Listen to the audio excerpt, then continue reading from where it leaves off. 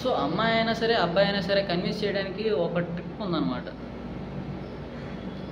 ఒకటి పేరెంట్స్, ఇంకోటి తను, ఐ మీన్ మనం, మూడోది మన పిల్లలు. ఇప్పుడు కొన్ని పాయింట్స్ చూసుకో. పోషించడం, ఐ మీన్ ఇంగ్లీష్లో ఏమంటారు మనకి తెలియదు. సో మన తల్లిదండ్రులు మనం పోషిస్తున్నారు, మనం ఏదైనా పనులు చేస్తామో చేయనీరు. సింపుల్గా ఏంటంటే డబ్బున్న వాళ్ళ తల్లిదండ్రుల కన్నా డబ్బు లేని వాళ్ళ తల్లిదండ్రులకే మనం అంటే ప్రేమ ఎక్కువ. కానీ వాళ్ళు మనల్నే కష్టపడతారు. ఎందుకు? మనం పని చేయకపోతే వాళ్ళకు కూడా గడవదు కాబట్టి. సో పోషించడం వచ్చేసరికి మన తల్లిదండ్రులు మనల్ని పోషిస్తారు. మేబీ గారాబం చేత వాళ్ళు ఏదో కొంచెం స్థితి కలిగి ఉంటే మనల్ని ఏ పని చేయని వాళ్ళు పోషిస్తారు, ఓకే అనుకుందాం. తీరా కొన్నాళ్ళు అయితే వాళ్ళు ముసళ్ళు అవుతారు, వాళ్ళని అప్పుడు ఎవరు పోషించాలి? మనం. కానీ ఇప్పుడు దాకా మనం ఏమయ్యాం? కొండలాగా అమ్మ నాన్నల దగ్గర ఏంటి ఒక ముద్దులా పెరిగాం. ఐ మీన్ ముట్టుకుంటే కందిపోతాం అనే తట్టు. ఇప్పుడు నువ్వు కష్టపడి వాళ్ళని పోషించగలవా? బే ముందు కష్టపడమంటే ముందు నీకే బాధ. ఈ ముసలితనం వచ్చిన తర్వాత వీళ్ళు మనల్ని పోషించలేరు. మనం వాళ్ళని పోషించాలంటే మనమే కాళ్ళని వదిలేస్తాము. ఇవన్నీ కామన్ థింగ్స్, ఏం గొడవలు ఇవన్నీ తెలిసినవి.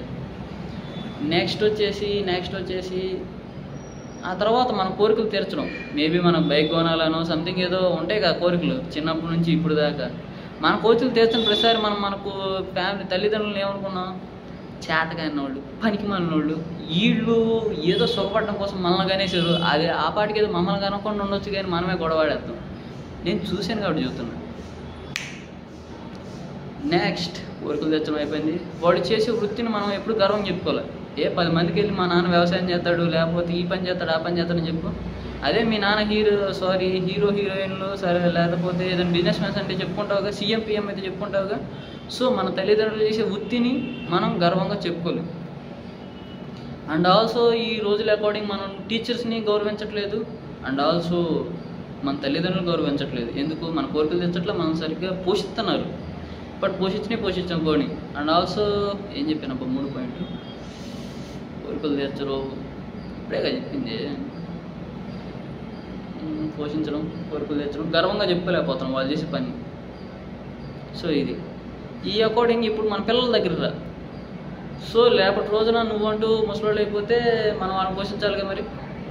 సో దీంట్లో 50% మెచ్యూరిటీ ఉన్న వాళ్ళకి అర్థమైపోయింది. ఆ 50% కూడా లేని వాళ్ళకి ఉన్నారు.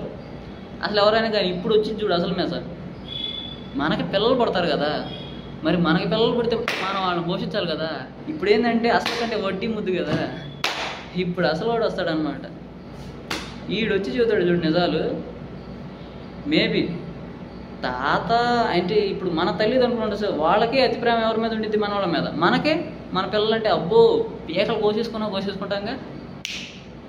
ఇప్పుడు ఆట షురూ చేద్దామా? మనమే అమ్మ నాన్నల మీద బడి బతుకుతున్నాం. రేపటి రోజున మన తల్లిదండ్రులని మనం పోషించాల్సిన టైం వచ్చింది. కానీ మనం ఇప్పుడు దాకా పువ్వులా పెరిగాము. మనం వాళ్ళని పోషించినా సరే మన పుట్టిన పిల్లల్ని మనం ఎట్లా పోషిస్తాం?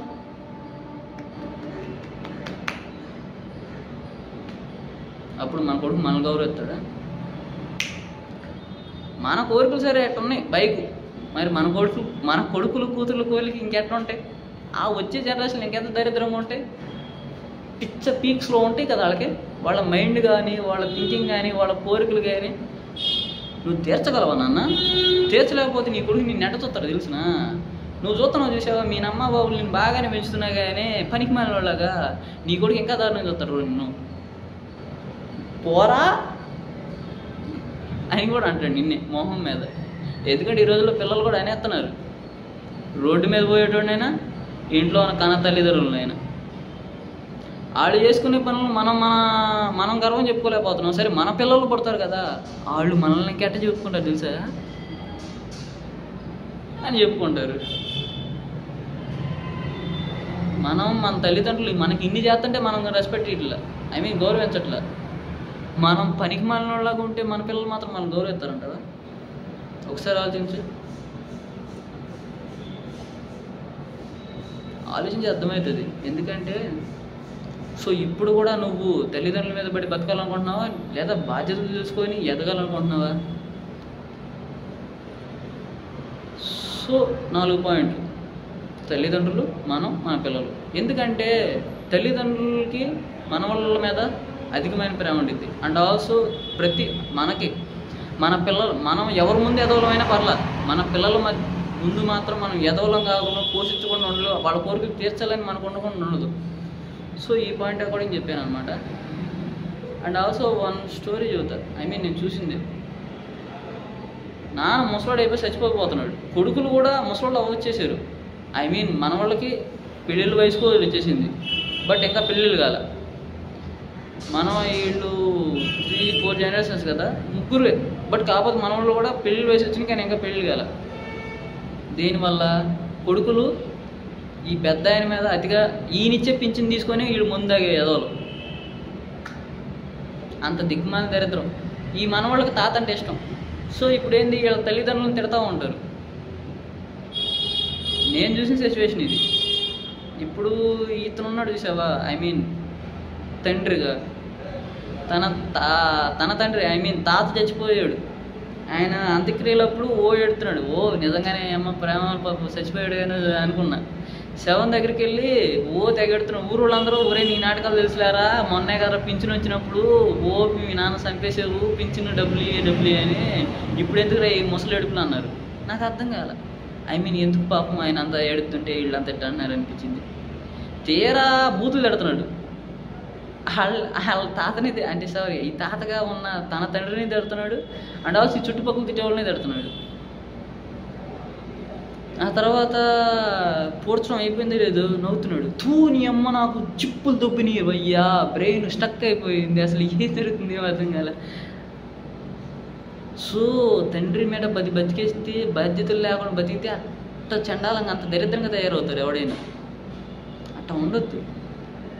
అది చాలా చండాలం, అది చాలా చేదర. మీకు నేను ఎక్స్ప్లెయిన్ చేయలేను. అలా ఎలా బతుకుతారా? లేదా సో బాధ్యతలు చేసినాడు ఇప్పుడు అట్లా ఉండవు. తను చేసిన గారాపమో లేకపోతే ఎవరిలో లోపమో నాకు తెలియదు, బట్ ఆ తాతలో కూడా లోపం ఉండాలి. ఎందుకు? తన కొడుకుని ఎలా పెంచినందుకు.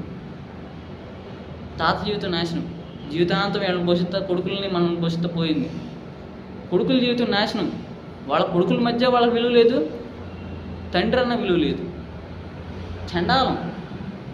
మనవాళ్ళ జీవితం నాశనం. పెళ్ళిళ్ళు వయసు వచ్చినా కానీ ఇంకా పెళ్ళిళ్ళే కాల. ఏం చేయాలి వాళ్ళు? ఎవరిలో తప్పు ఎక్కడదా తీసుకెళ్ళిద్దో కూడా ఎవరికి తెలియదు. ఎవడికడ బాధ్యత తెలిసి ఎవడు బరువు వాడు మోసుకోవాలి. అట్లా మోసుకున్న పూటే అది ఆడైనా మగైనా సరే, ఎవరు బాధ్యతలు తెలుసుకుని వాళ్ళ బాధ్యతలు వాడు నెరవేర్చినప్పుడే, ఎవడు బాధ్యతలు వాడు మోసుకుంటేనే అన్నీ సుఖంగా ఉంటాయి. సులువుగా సుఖంగా. లేదు ఎవడో పోషిస్తాడని మొదలుపెట్టింది అనుకో, ఒకరి తర్వాత ఒకళ్ళు అసలు ఎంతమంది జీవితాలు నాశనం అవుతాయి నాకే తెలియదు. So be responsible. ఎవరు బరువులు వాళ్ళు మోసుకుంటే నలుగురిలో విలువ, నీ జీవితం కూడా సుఖంగా ఉంటుంది. ఏ పని లేకపోయింది అనుకో, మైండ్ పిచ్చెక్కిద్ది, పిచ్చి అనుమానాలు వస్తాయి. ఏదో ఒక పని ఉండాలి మనిషి అన్నవాడికి. జస్ట్ మిస్రో బయ్యూ. So that's the matter. So మరి ఏం చెప్పాను నాకు తెలియదు, బట్ కానీ కరెక్టే చెప్పాను. కొంచెం బాధ్యత తేలిగి ఉండండి. ఎవరికైనా మనం ప్రేమించాలని ఉండిద్ది, కానీ ప్రేమించదగ్గ క్యారెక్టర్ మనలో ఉండాలిగా.